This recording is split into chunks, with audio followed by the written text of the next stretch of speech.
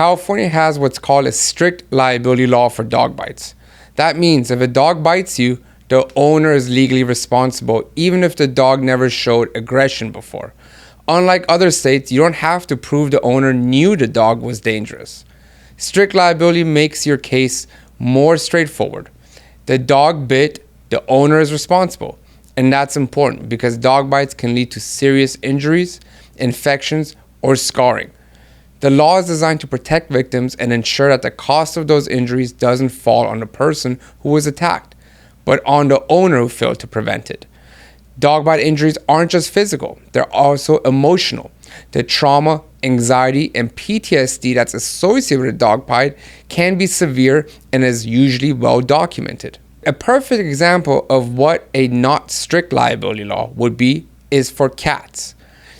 Cats have a one free bite rule, which means if a cat bites you, the owner is not legally responsible unless the owner knew that the cat had a dangerous propensity or has a history of bites. That's why they call it the one bite rule. The cat gets one free bite, but the next time the cat bites somebody, the owner had notice that the cat bites. And that's the difference between a strict liability law, like those for dogs in California, and non-strict liability laws, like those for cats in California. Now, for strict liability laws for dog bites in California, exceptions can exist. One example would be at an animal shelter.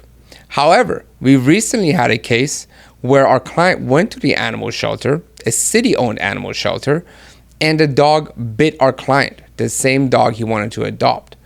The city had notice, meaning the animal shelter knew about the dog's dangerous propensity. There were complaints of aggression in that dog, and they should have known or reasonably known that he would bite or bite again.